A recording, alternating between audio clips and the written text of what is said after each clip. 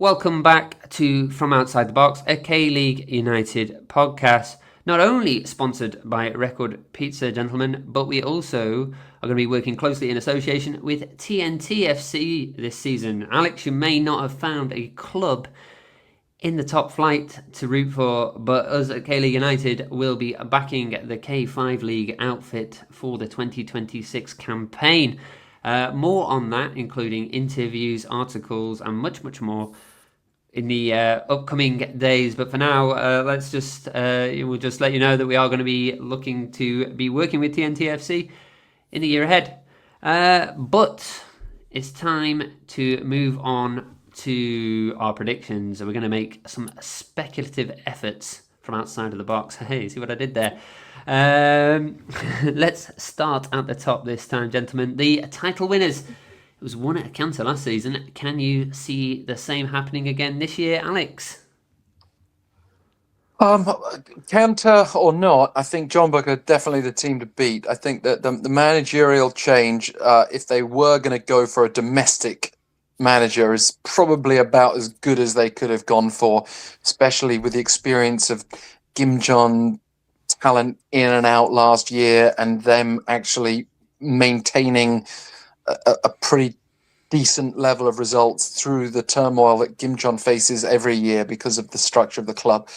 So that bodes well for Jeonbuk. I like their signings as well, particularly 𝐸𝐸. And yes, that losing Park Jin-sub is a blow, but the quality that they have, difficult to look past them as title winners. And if I look at all the other teams who might threaten, I just don't think there's anyone else who's going to... I mean, it could happen, but it doesn't warrant me being silly and saying, Incheon are going to win the title, because it's not very likely, is it? But, it would be lovely to see them surprise a few of us. Indeed. Well, I'm not Paul... missing Daejeon on purpose there, but I'll leave them for Paul to see if he picks his team. Yeah, well, Paul, Daejeon, Hannah Citizen, who thought we'd be here talking about them as title contenders to my beloved Jeonbuk? Insert that Paul Rudd, look at us meme here. Can they do it, though?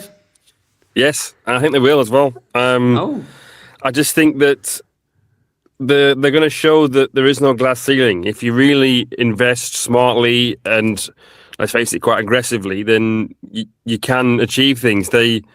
Finishing second last year was an incredible achievement after surviving in round 37 the season before. Obviously, they can pay a lot of money in wages. They are going to attract players by doing that, but I just think there is a combination of the strengthening that they've done at Daejeon and what's been lost at Jeonbuk. I know they've signed well. I know they've got a good manager, but he's fairly unproven with a normal club. Didn't do too great at Seoul Elan. I know it's in K-League 2, but they had a lot of money as well. They were kind of... It's like a sort of a club that you really have a free hit with, like you Seoul only get a big budget in K-League 2, and he couldn't do it there.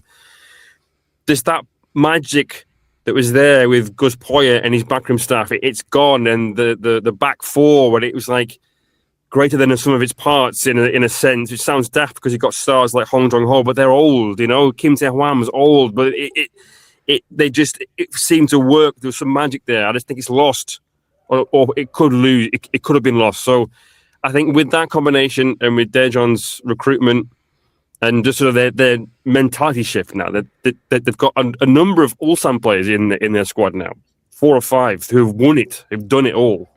I just think that, they're going to show that there is no glass ceiling if you really, really try and punch through it. Does manager Hwang have what it takes to keep all those players happy, though? Because it's a situation where it's actually quite difficult to pick the best Daejeon 11. And in some ways, that's a good problem to have. But I'm not convinced that the chemistry will be there. And if results do get tough, that would be my worry for Daejeon. Yeah, what I would say about that is it is quite strange that they are really overstocked in some positions. They've got 3 left backs and 3 right backs. All right, one of them's 35 and will be just sort of there as for his experience, but I don't know why they've signed Kim Jin-ya. I don't know why they signed Well, I know why it's signed 𝐀𝐩𝐩𝐥𝐿, but they've got Park Ju-hyun there and What about the front 𝐀𝐩𝐩𝐥, line? and then the front line I think will be one of Diogo and Ji Min-gyu as the main striker, and then they'll have. They've got 3 number 10s. They've got Massa, they've got Kim Jun-bom, and they've got Kim Hyun-wook as the sort of main contenders to start in that number 10 role. Seo Jin-soo started in the number 10 role in pre-season. He can play left wing as well.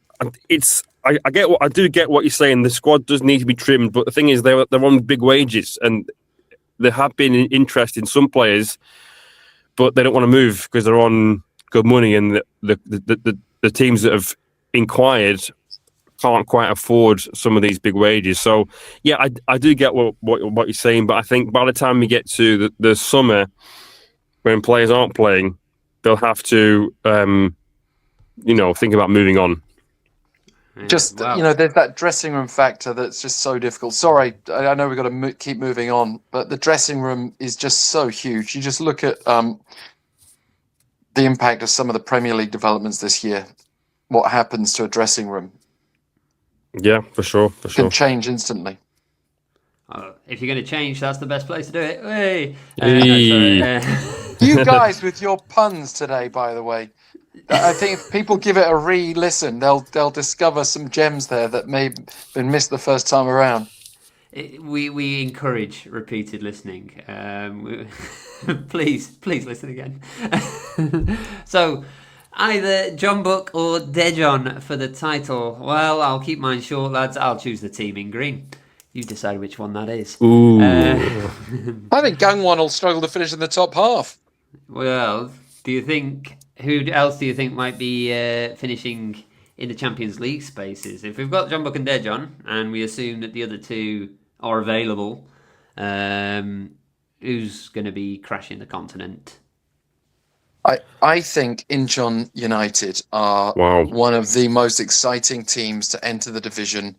They have bought a number of players, and they may have the same issue with keeping everyone happy, but I think they've needed to obviously strengthen. And then, there's always a newly promoted team that does well. Everything is there for them to be a top 4 team at the very least. The biggest question for me is, will Daejeon hold on to where they were before, or will they do more of a Gangwon? I was joking about Gangwon being a greenish team. I think they probably will drop into the bottom half. So is Pohang going to be the consistent team again? Is there going to be another surprise? I feel like a team like 𝐀𝐩𝐩𝐥𝐿, for example, under a new manager, they will probably badly struggle. But on the other hand, it wouldn't totally surprise me if they completely blew us away and played in a new, inventive way, stuck with a consistent 11, and actually did all right. There's some. What's so exciting for us as commentators this year is that I think it's incredibly unpredictable after Jeonbuk, in my opinion, as to what's going to happen all the way to the bottom of the table, except for maybe Gwangju, who unfortunately will almost certainly struggle. Yeah, it does seem like that they might be a team we'll be talking about when we get to the bottom half. But you make a good point. Lots of teams with lots of positivity. I mean, I think I'm going to be boring. I'm just going to say Pohang, because I think Gimcheon departing is going to just open up space for a fairly consistent team, and Pohang will have enough to get the results and just maintain that position in the top 4. But Paul, is there anybody besides Incheon and Pohang that might tickle your fancy? Gangwon, maybe. I've got them in my head for some reason, but yeah, I agree with Alex. I think it'll be a surprise. I don't think Seoul will be able to do it. I think Kim Ki-dong will probably be gone by the summer, and it'll be a write-off season with probably a manager in there for the short term. I think it'll be a surprise. I think it won't be a traditional powerhouse that sort of makes it into that final ACL spot. All right then. Well, maybe I could tempt you on the team going down. And don't say Gimcheon. We all know it's happening. But give us another one, Paul. Who's destined for the drop potentially?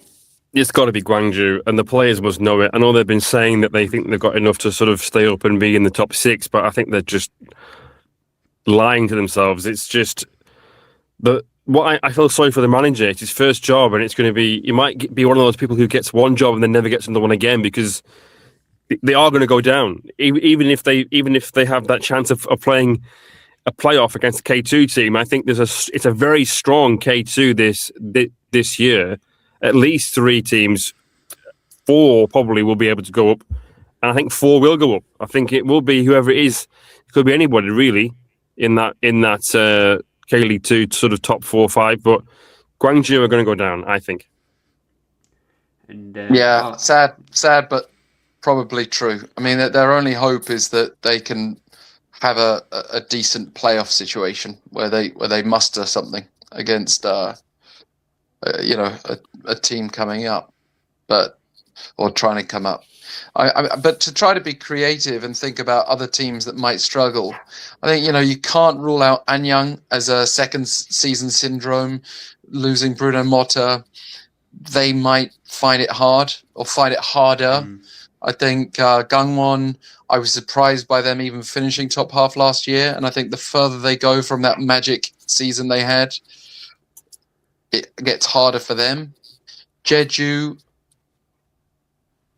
I think are more likely to struggle than do well, but I hope that they do well just for the fun of it. But they're very lucky to be in the division.